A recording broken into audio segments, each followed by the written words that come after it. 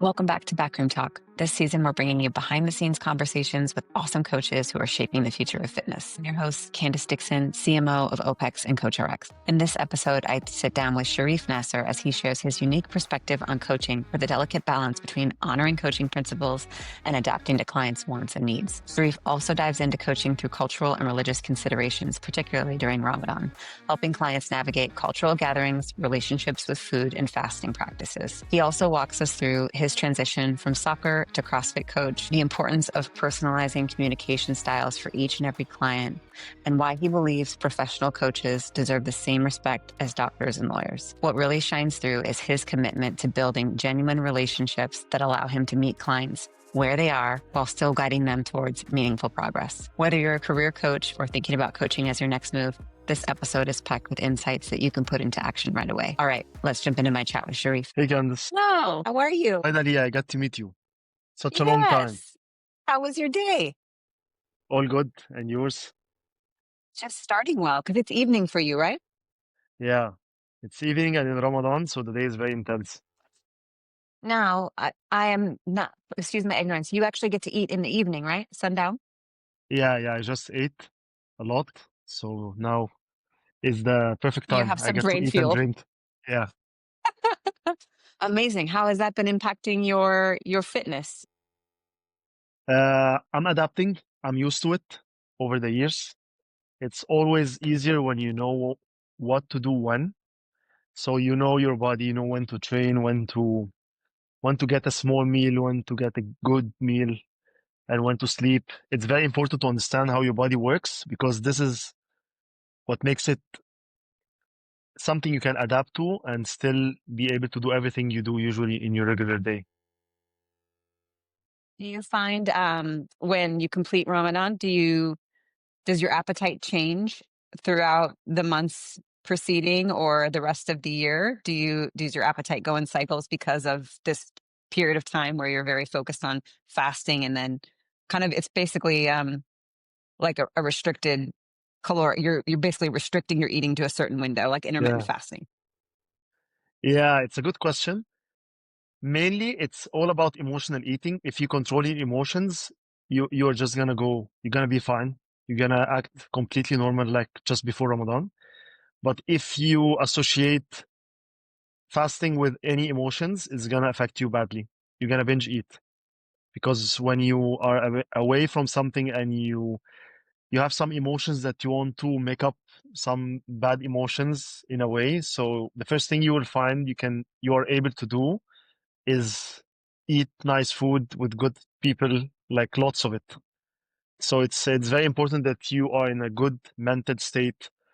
You're not making up something by eating. Does that make sense? Absolutely. Is this something that you're actively coaching large amounts of clients through right now, so that they're also experiencing this? Yeah. And I work before during the fasting time. So all my clients, they have to come to me during fasting. So it's more challenging to be able to manage them and still write good programs, but with reduced volume and with very good, with an ability to change and adjust as we go with in-person clients because you are not able to do otherwise if you're not with them. So I cannot risk like giving them a big amount of volume because it would be risky for them to do it while fasting. So I have to be very careful with who is doing what during fasting for those who choose to train while fasting. Absolutely. And then I'm sure the lifestyle prescriptions are heavily used during this time too, right? Yeah, but it's very hard to comply to during Ramadan. Like if you tell someone I need you to sleep 8 hours every night, most probably that's not realistic for them. If they have families, they have work, they want to work out, it's too much to ask. So I try to make it like damage control during this month. So instead of sleeping 5, I ask them to sleep 6. Instead of sleeping 4, I ask them to sleep 5. So I try to meet halfway so that we save as much as possible during this month. So in addition to fasting, typically families are also gathering. And so there's an added layer of complexity to the mix because many clients are hosting families and taking time together on top of Yeah, So Yeah. how Ramadan goes is that everyone is at work until 3, let's say 2, 3 p.m. every day. And they have free time until 6, and 6 p.m. is when you eat and drink and everything. It's at 6. So usually people gather and eat together, sometimes maybe families, maybe friends. So it's always a very nice gathering with people. And the way they enjoy the gathering is by bringing good food, nice food. So it's sometimes, most of the time, it's not healthy. So they eat like very tasty, delicious, unhealthy food. So I try to minimize the gatherings as much as possible because I know it's culturally accepted that you have to accept the gift and eat together, no matter what the food is. It's something that you need to share with people. If you don't eat it, no one is gonna tell you something, but it's not the nicest thing. It's nicer that you eat together and share food and share opinions about food and bring a dessert as a gift when you're invited somewhere. It's very nice and very culturally very warm here when you eat together with people. But it comes with a price that sometimes you don't eat the food that you planned that you want to eat. It's not half grilled chicken and salad. It's usually like very nice pasta, maybe pizza. It depends on the house, it depends on the menu of the day, but it's very challenging in terms of keeping it healthy, trying to eat what you have in mind, or at least try to stick somewhere close to it, like Yeah. eating And protein, eating vegetables. And it's not, I guess like for us in the US where we're looking at the holiday season, I mean, maybe if you consider, from Thanksgiving all the way through to New Year's, you might have multiple gatherings, multiple parties, a few holidays in the mix, but this is 40 full consecutive days, right? 30 days. It's a 30 full days. month. Yeah. Okay.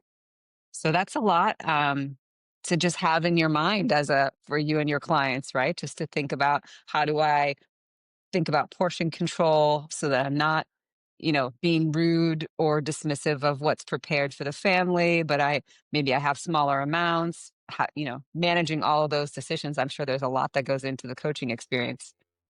Yeah, and it's a very good lab to see how clients react. Surprisingly, some people really get closer to their goals during this month, and I wonder how this actually happens when we talk about scientifically, it's very hard to explain, but some people really lose weight and they still maintain their muscle mass, which is very impressive for me. But it's not everyone. Everyone reacts differently to different things. But for some people, Ramadan is an opportunity for them to make some gains.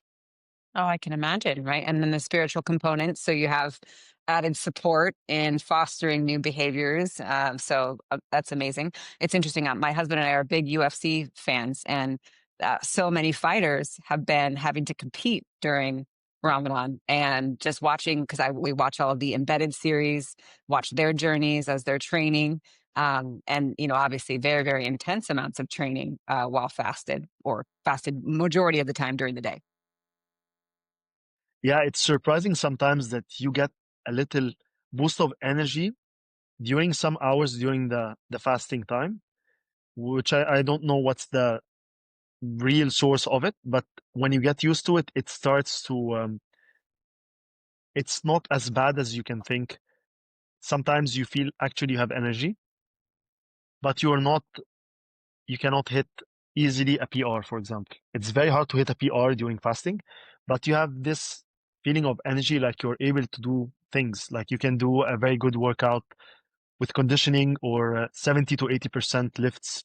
You can easily do that and feel good about it. You just have to be careful when you do that because afterwards you need some food and water. So most people do that right before breaking the fast so that they are able to, it's time to eat now. Yeah, that Otherwise, you're timing gonna stay becomes very thirsty important. and hungry. Yeah, the timing need to be very smart. I remember once I was coached by Mike Lee, and it was the first Ramadan for me being coached by him. So I asked him right before Ramadan. I told him, Mike, what do you think? What time do you think I should work out during Ramadan? He said, let me research. So he came back to me and he said, I think the best time for you is 11 a.m. So I was shocked, like I'm gonna stay from 12:30 or 1 p.m. all the way until 6 without food and water. So I had to have this funny conversation with him, trying to convince him to push it a little bit further. And What was his rationale as to why he chose 11 a.m.? he didn't explain much. Mike wasn't the kind of coach who would explain much. I had to pull things out of his mouth. It wasn't easy, but I had to like provoke him in order to let him speak. Like, don't you think it's a long time to stay after the workout until breaking the fast? Don't you think it's gonna be too long? He said, if you want to push it a little bit, we can push it a little bit, maybe at 3 or 4. But I think 11 a.m. is better because at 11 a.m. your body is not hasn't been fasting for long, so your body is gonna be more able to perform. But at the same time, I was thinking in my head, so what about afterwards? Yeah, he sounds reasonable in terms of your preparation for the workout because you ate not very long ago.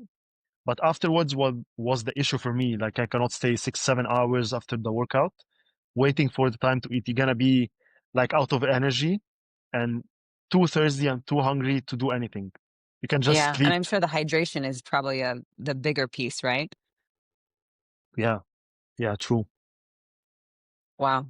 So many interesting things to think about. Well, that's exciting. Thank you for sharing that. I'm best of luck with your completion and also your clients. And thank you for being a good guide for them because I'm sure without having your wisdom, they would be much worse off. So thank you for sharing that. Yeah, as coaches, we try to be realistic with clients and at the same time meet them somewhere in the middle because if we don't, they're gonna panic. Like if I say, hey, look, you're gonna come to me while fasting, we're not going to compromise the volume. You're just gonna do the same volume.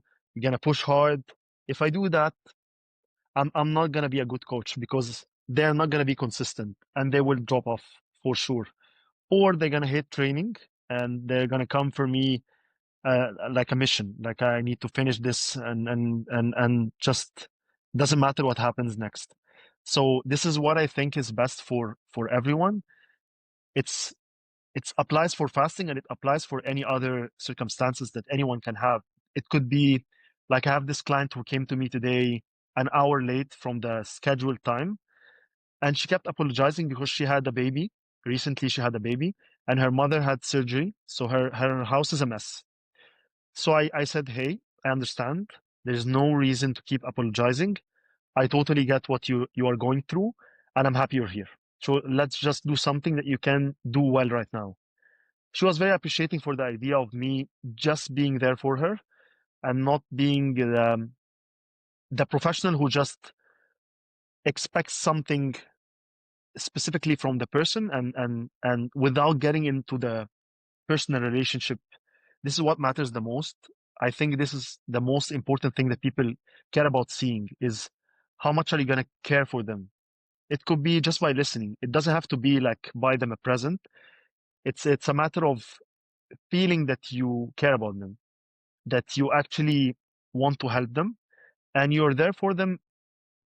Sure, you're gonna have a system, you're gonna have schedule, and you need to have boundaries for sure. There's no doubt about it. But you're still a human being, so you need to show off this way. I think it's important to we as coaches to understand that we are not just coaches. We are humans at the end of the day, and we need to be there and make them feel it. Does that make sense? Absolutely. Yeah, absolutely. And I mean, everyone internalizes stress in their own ways. And I'm sure just all of the things that she's navigating at home and then the pressure of knowing she was potentially interrupting your day or disappointing you from a schedule perspective that adds even more stress. So the fact that you could diffuse it and remove that level of pressure for her to consider and then support her and allow her to get something done that day, she's going to leave the gym feeling empowered and supported versus something could have been very opposite, right? Yeah, it's always the case. Meeting people where they are is the number one thing I try to focus on when they first meet the client at the door, when they arrive. I try to see what's happening. Are they stressed? Are they tired? Are they happy? Are they sad? Sometimes I see in the face of a client that they're not happy with the programming. It doesn't have to be something in their personal life. Sometimes maybe we're not on the same page. They're expecting something and they're not seeing it, and they don't know how to communicate it in a good way for you to understand. So this is when I try to talk to them and make them speak. Like, tell me what's happening. Maybe you need to add some more volume of training. You need to add some specific pattern more often in training.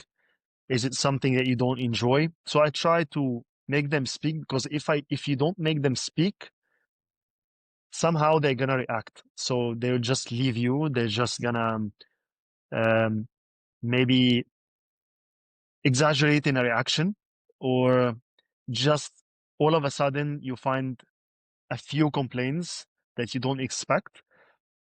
So it's a thing I learned the hard way with the clients who did not have a good experience with me, that usually it's because you're not listening enough.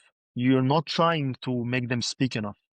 Because if you have the perfect program and they're not convinced it's the perfect program for them, then you are programming from an island. They have no idea what you're doing, and they don't understand that what you're doing is the best for them. So you need to talk to them and meet them halfway, so that they can trust you, so that you can provide the program that you think is best for them. Absolutely. It's very easy for a coach to get caught up, and I did this mistake with many clients before, that I would just say, here's how it should be done, and this is what you should do. So what happens is that they're not bought in the process. So we're just gonna try to let's say adapt with each other until we reach a point that they're not happy, because you haven't met them where they are. You're just assuming that you know best for them, and they should understand. And that's a misconception. This is not good communication, in my opinion. So I had to work a lot on myself, because some clients have very different expectations. Like, some people just want to do biceps and bench press. So you gotta meet them halfway. You can't just say this is not right for you and I'm not gonna do that. You're not helping either. So I had to change my mindset and start being more flexible. I had this all OPEX ideas in mind, and I want to implement them, and I have the map work, and I have all the progressions that I want to build up towards. And I just want to do biceps and triceps and look good on the beach, you know? So I had to meet them halfway, maybe be more flexible with the concepts and principles that I have in mind, and try to implement them, but without showing I'm implementing them. So I'm giving them what they want, I'm doing what I want, but in a way that keeps both of us satisfied. Because they came Yeah. to me for a reason. They couldn't do it on their own. Otherwise, they wouldn't have come to me. And that's like one of the best ways to prove mastery, right? You know the rules, you know when you can break them, and uh, and you're breaking them for the right reasons. And surprisingly, when you break the rules and they are both in the process of breaking the rules, they get more results. Because they're Yeah. both in and they push and they're happy with doing it. So they stay consistent and they get results. Yeah, absolutely. Is your practice now all in person 100%, or do you have remote only or hybrid kind of clients as well? No, I'm 50-50 now. Let's say I'm 50-50. So I have some remote clients and some in-person clients. And I'm using CoachRx for both, which looks very weird at the gym when people look for the workout while the coach is in front of them. From where I live, this looks weird.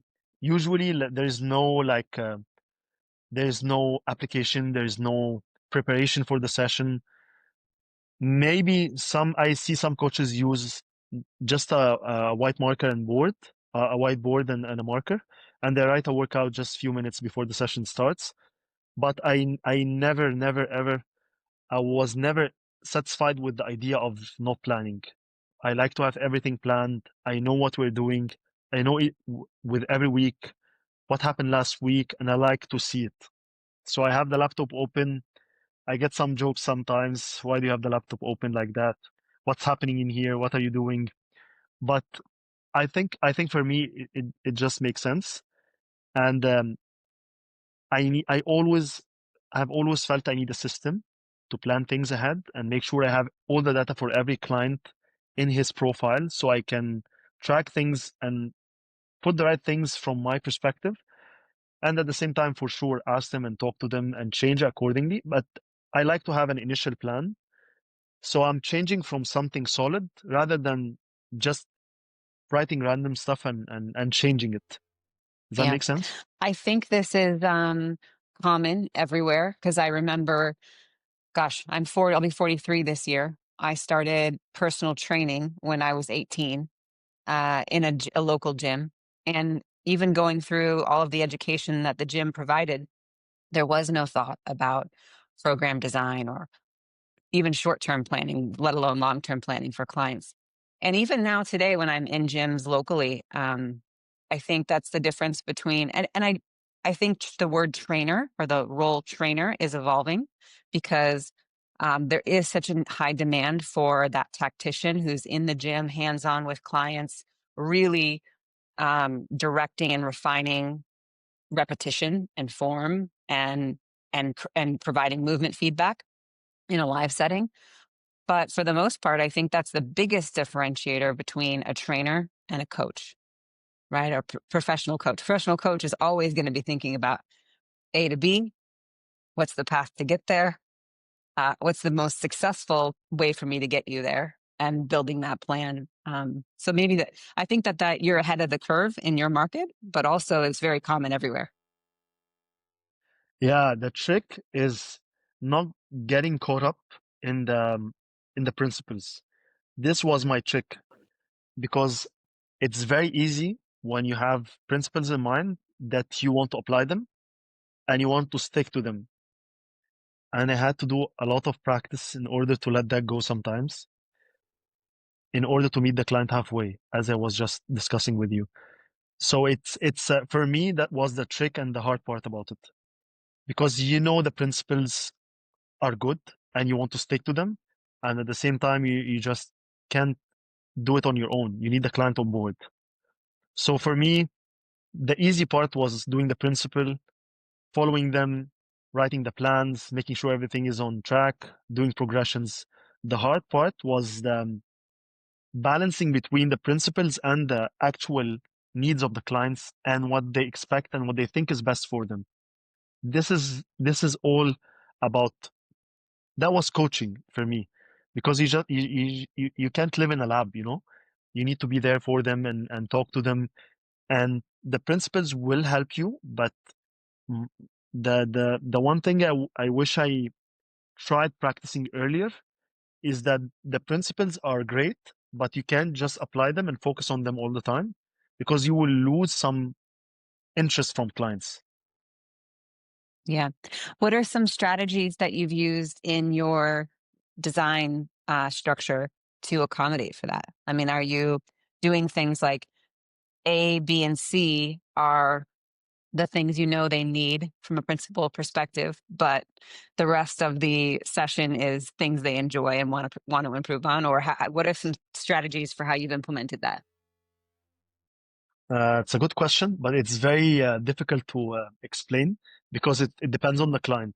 So let's say I have a client who wants to look very good and he cares about nothing else. I have this client in mind right now. So he came to me like 2 weeks ago. He said, "Hey, I want to look very good and I don't care about anything else." I said, "Fine, let me plan." We do the initial consultation and we did the assessment and we did everything. And I had a plan in mind: full body workout 3 times per week, twice a week map work. And after 1 week of planning and writing everything, he said, "I'm not happy with training and I think we should focus more on muscle groups." So instead of full body, he wanted like chest and biceps, back and triceps on the other day, legs, etc. You know the drill. So I had to change the whole plan and write it all over again with 2 muscle groups each day in order to make him feel heard. And at the same time, I will have to plan it my way. but I have to change the split in order not to lose the client and not to lose the interest of the client. So that was one case, but it depends. It varies from one case to the other. It depends on the goal, what the interest, where I'm, for example, like I planned it this way and he wants it this way, so I'm gonna plan something in the middle. So that changes based on their goal and what I have planned for them. So it varies from one person to the other, but you always need to make changes. Yeah. And over time through that process, probably a lot of education because you could, I don't know, in that specific use case, have the discussion around, well, maybe if they don't enjoy as much aerobic volume, but they need to burn, they need to produce more work during the session, having them do some of the session be full body or, upper lower split might have more of a caloric impact on their day than them just doing biceps in a session. So over time, you probably have those opportunities to say, well, here's why I made this initial decision. And then they're like, oh, maybe we should try that. Yeah, some people are flexible and they are able to listen and understand the principles. And some people would just assume you don't want to change anything for them. So they're not gonna listen. So like I have a few clients who don't like the idea. Sometimes when someone is coming for me 5 days, I prefer to have 3 days of resistance training and 2 days in the middle of aerobic work. So when they come on the aerobic day, they are shocked, like, why do I only have aerobic training for today? I want to train. I said, this is training. Like you need to do this in order to recover so you can perform well the next day, you can lift more weights and etc. They said, no, I want to have a full body workout and I want to do the cardio at the end. I said, fine, we do it this way. And I'm going to make some changes and make sure we have both on the same day. Uh, Me, 2 years ago, I would have said no. Like, I'm going to do it this way because this way is better for you and you need to recover so that you can perform more on the second day, on the coming following day. Yeah. But I after experience with many people, like this is not the right way to do it because you are gonna lose the interest and they're not gonna be consistent and they're gonna stop coming to you or they're gonna change coaches maybe. Yeah. So the struggle is there for the coach to let the ego go, and it's okay to make some changes to your initial plan as long as it keeps the client compliant. I think it's more important than principles. Absolutely.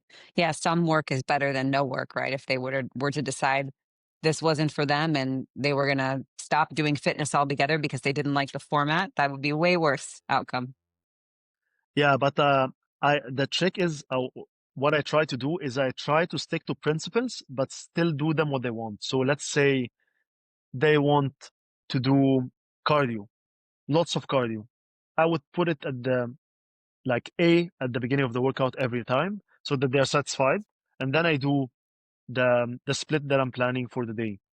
So they feel satisfied, or maybe the core, maybe they want to do lots of core. So I put it at the beginning of the day, get it done with, they're happy, and then they start doing the rest of the work without questioning anything. Yeah, So yeah, absolutely. you can play with it. Depends on the tricks you learn about every person, and then you need to give them what they want, and still, in my opinion, apply principles, do what you think is best, but you need to like play it very. You need to be smart about it. So over the years, as you've been working with people one on one, you have developed very great skills of being able to pick up on these signals from the clients. In the remote setting, what has that been like for being able to open up good lines of communication and get that kind of feedback from the clients who you're purely training remotely to make sure they're happy and enjoying the programming? It's a very good question because it's very challenging. It is very challenging. What I try to do is that I pick a communication tool that I use with every client because it differs. Some clients prefer like just a comment on the workout. They just need nothing more.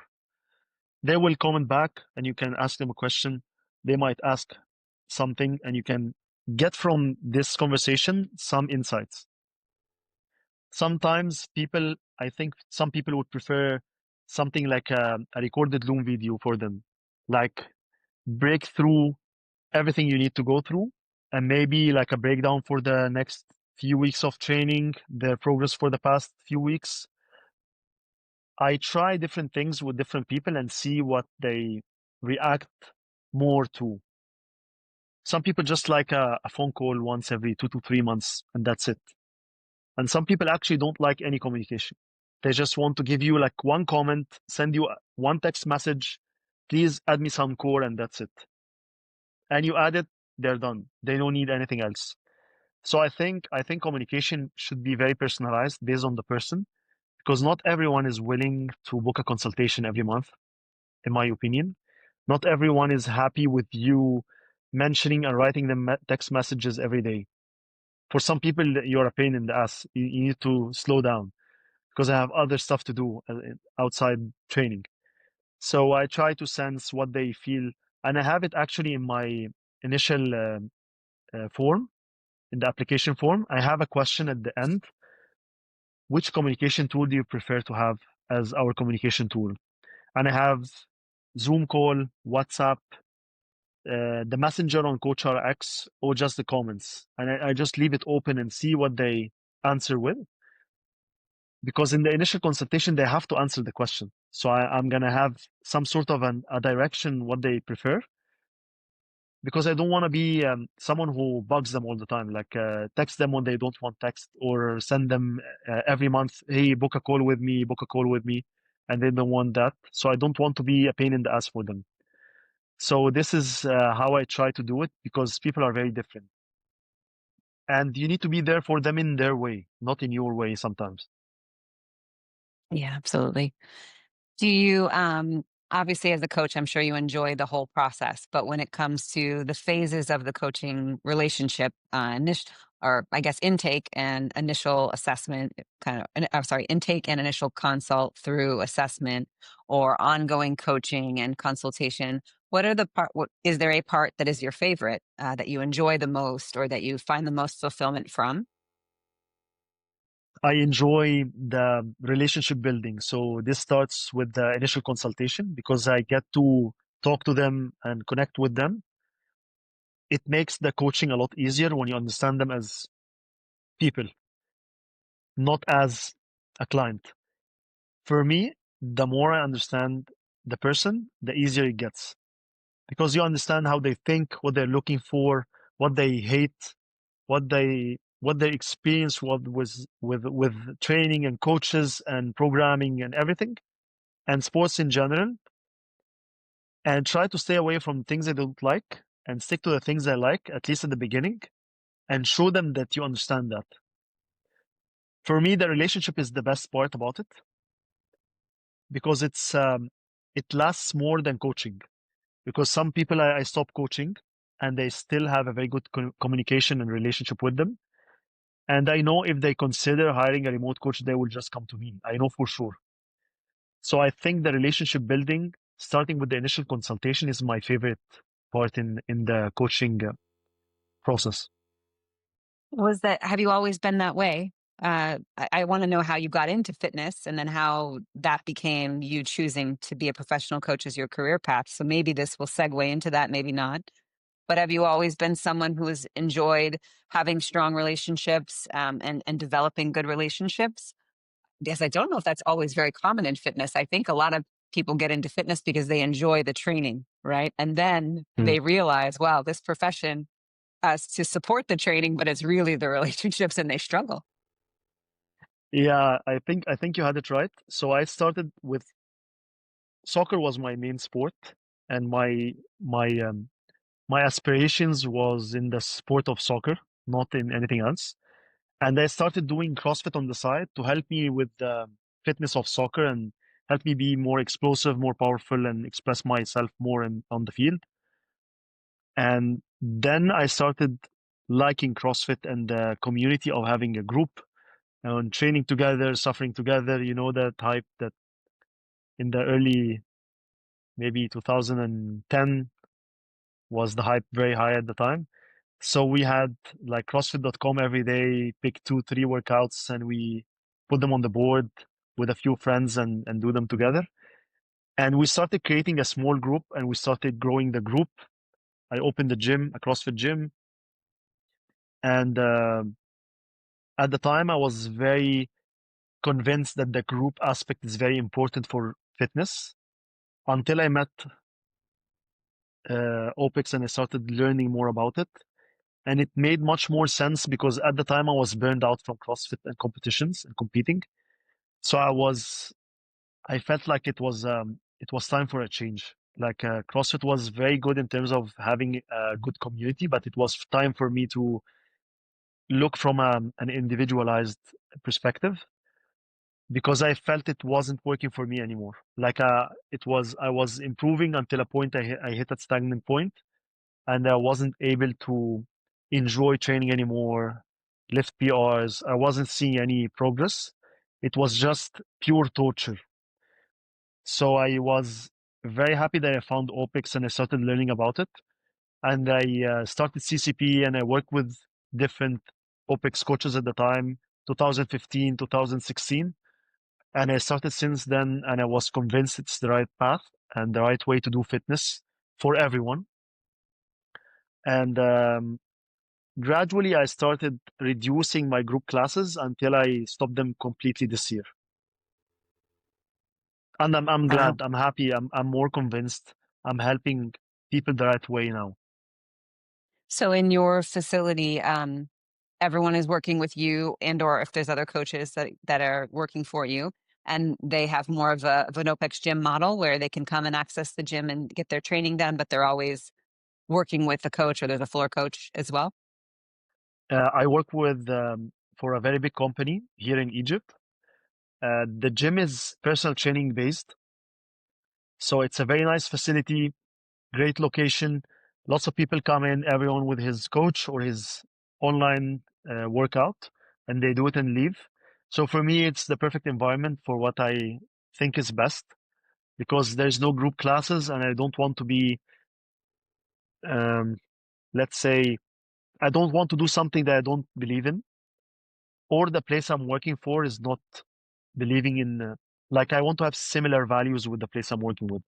So the place aligns with what I'm doing right now, and everyone is doing something that looks like what I'm doing, despite that they do it a bit differently, but it's the same, like individualized, one-to-one, something around that.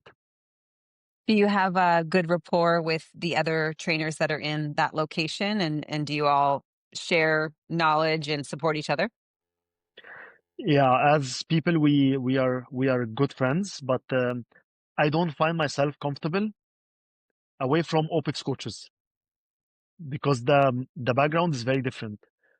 So I like to keep things personal with other coaches, my colleagues, but I wouldn't get into technical discussions because we are very different. They come from very different backgrounds, and there is no common, common language or methodology or principles that we can discuss. Like some people come from gymnastic background, some coaches come from bodybuilding background. So we are like different schools. Like it's very hard to have something common to talk about, in technical from technical point of view.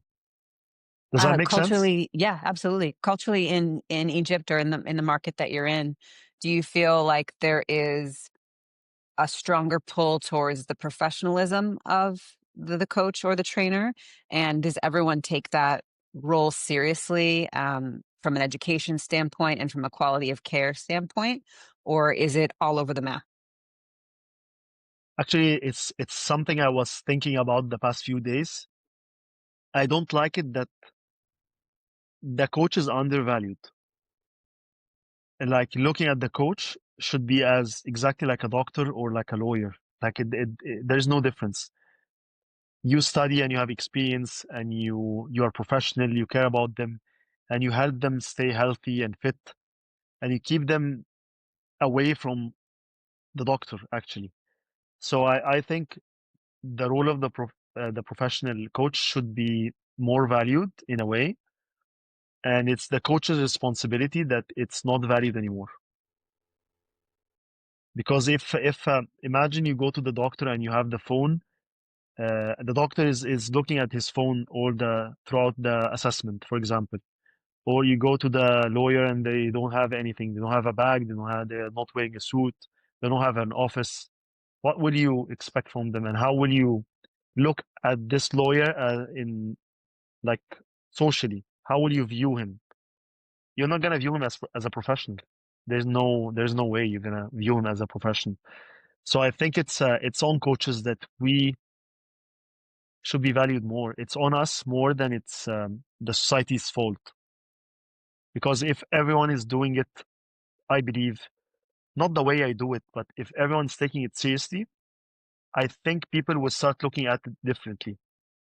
And what proves this right is that the hype the past few years changed how the fitness industry is viewed completely, which means it can be changed because it has changed a lot since CrossFit came out, and lots of very respectful certificates like OPEX came up. They changed the perspective of the coaches who went through those certificates and principles.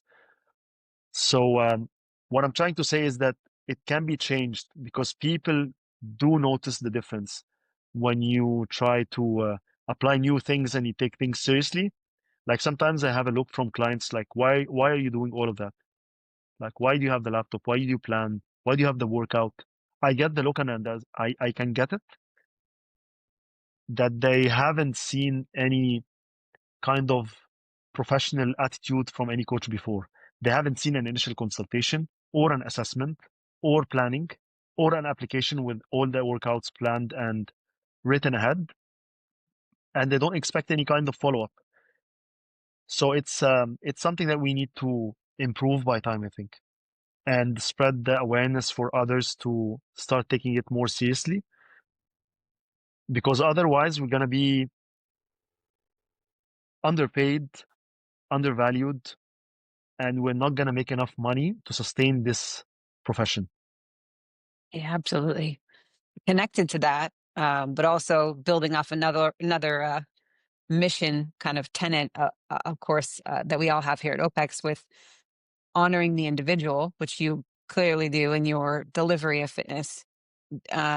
That very much connects to this thought of professionalism, right? Because a lot of the effort that you put into the client experience, the process, the service delivery is all because you're honoring the individual. Do you feel like that is a concept in your market that is respected, appreciated? Are other people adopting it?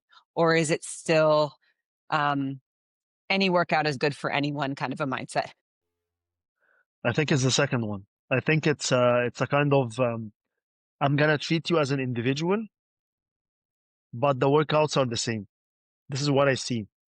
Like it's sometimes it's too random, and it's too, like, let me say it this way. They're just gonna give you a workout that pleases you as the client, but there's nothing behind it. Like there's no Pleases you, planning. meaning make you feel like you worked hard.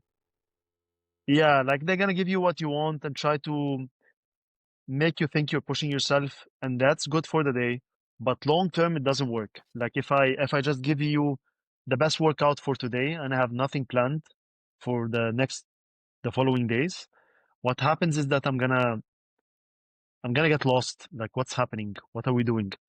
So eventually you lose credibility if you don't plan.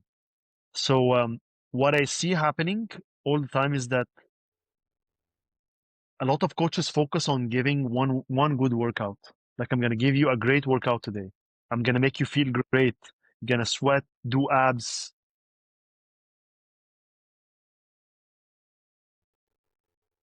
That doesn't work on the long term. That's the issue that I see. Oh, pause for 1 second. I think it says I got an alert that you had an incoming call, so your recording may not have stopped. Is your recording still showing? Yeah, recording is there. Yeah, I have it Okay, here. good. We can keep going. I'll be able to like edit that piece out, but go ahead. Uh, okay, I think the video stopped working for a reason. Is Now there it's working. something Yeah, that you can, yeah, hit record again? now it's working. Yeah, Okay. someone's trying to call me. It popped up on I've never seen it happen on Riverside. It said, just Yeah. so you know, Sharif is getting a call and he is not recording. You're very high demand. Yeah. Well, let's jump to So, the next topic. I wanted to ask you, there are so many frameworks or principles, or I call them James isms, right? The one-liners or the zingers that he throws out to get inside our minds and make us think different. Is there one or two that pop out for you as things you hold dearly or that you always go back to when you're dealing with a particular client issue that leaves you unsure? are we talking about aerobic training, resistance training, quotes? What are you referring to? Could be anything from fitness should be like brushing your teeth to the long game to, map progressions to it could be literally anything, but just something that has resonated with you that you hold. I had a discussion once with James in a mentor call by CCP at the very first CCP I had. I think it was the first version. I mean, I had a conversation with him, and he said something to me that stick in my head. He told me that someone looking lean doesn't mean they're healthy, because I was giving examples in the conversation about guys who are very famous in CrossFit and how they look very fit and how healthy they are. Like Rich Froning, they have been in the game for so long and they're doing very well and they're PRing all the time. His argument stood in my head because it makes sense more now than it did at the time, because you can look shredded, but it doesn't mean you are healthy. This one thing stood in my head, and I think he was absolutely right the more I stayed in the field, because you see a lot of people who look very healthy and they're not, and vice versa. Like you can see someone who looks very normal. He's not too shredded, he's not too bulky, and he's very healthy. They're enjoying training, they look good, they can do a lot of stuff. So judging people by the looks is very misleading in terms of health. This is what stood the most from James that I can think of right now. Yeah, I appreciate that. He always I think maybe that was early phases of him kind of really mapping out the sickness wellness continuum and where the elite level of athlete falls on that continuum because of how much demand they're putting on their system over time and what that can do to them internally and to hormone levels and all of those things. So yeah, I think that's a great one. And actually no one has shared that yet. Yeah, James was great and was a great inspiration, I think. Like having the mentor call with him was a learning experience. Like for me, having him on the call was valuable in itself. Like I enjoyed listening to him and having conversations with him and asking him questions. As coaches, we always need a mentor. Like no matter how good you are, you need someone you can refer back to and take a second opinion. Like here's a client I'm working with right now. He comes 3 times a week and had this split layout. What do you think?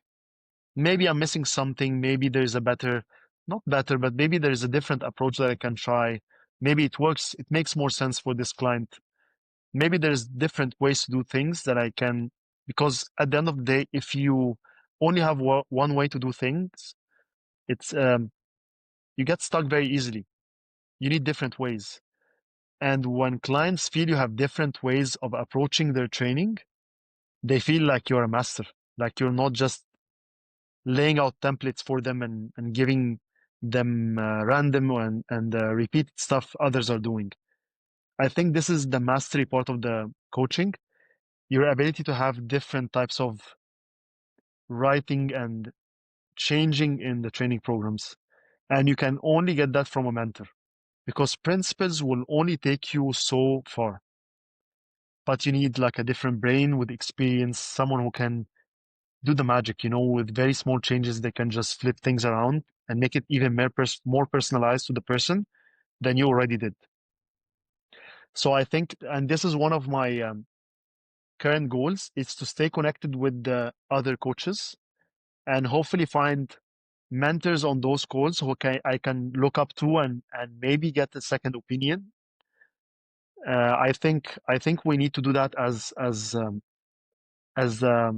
coaches community. Be there for each other. Maybe give each other some ideas, because sometimes you just get stuck in the same ideas. Like if you see my programs, maybe other coaches' programs, maybe all of us are sticking to 3 or 4 or 5 ways of programming and doing things, because you are not thinking differently. You are the same person. But when someone like gives you an idea, you start seeing other things and get more ideas. And this is something I've been missing since I finished the CCP. I don't have any kind of technical community, you know? I don't have a technical community. Someone who can rely on, or maybe share ideas, get stuck with them, and maybe tell them something controversial they can argue about, and see where we can reach. I think this is something on my head for the past few months. And when I reached out to you, you cooperated with me, and you did some work and you made some changes. So I'm very happy. We're gonna be able to connect more as a community. Yeah, absolutely. We can just share that with everyone. Obviously, this episode will come out in quite a few weeks, but we will probably very likely have launched and had several of the community calls, but we're bringing those back. We, gosh, used to do so many live meetings and webinars, and it's something I'm grateful that you brought to the forefront of my attention, just how much it was missed in the last year or so of us really being coming down from doing those as frequently. So I'm excited to kick those off. And then I've also been going through the archive of, I don't know if you remember this, when James used to do the AMAs. And on the old membership site, you could submit a question and then he would record himself Yeah, answering it in a 5 to 10 minute video. yeah. So I've been going through the archive and there are hundreds of these videos. And I'm trying to put together something cool to release those to the public just so they can have access to James's mind and we can build a repository of the questions and answers that he's provided over the years. Sorry about that. I think I've got one right here too, who's just saying hello. they're they're two yelling to each other. One is downstairs and one is here, so they talk to each other. Oh, that's amazing. Well, I do want to be respectful of your time because I know we're coming up on the hour, but I guess to close, is there a piece of advice that you would give either new coaches entering the field that you wish you would have known when you started? Just give me one moment. I have to close Yeah, this of door. course. In a second.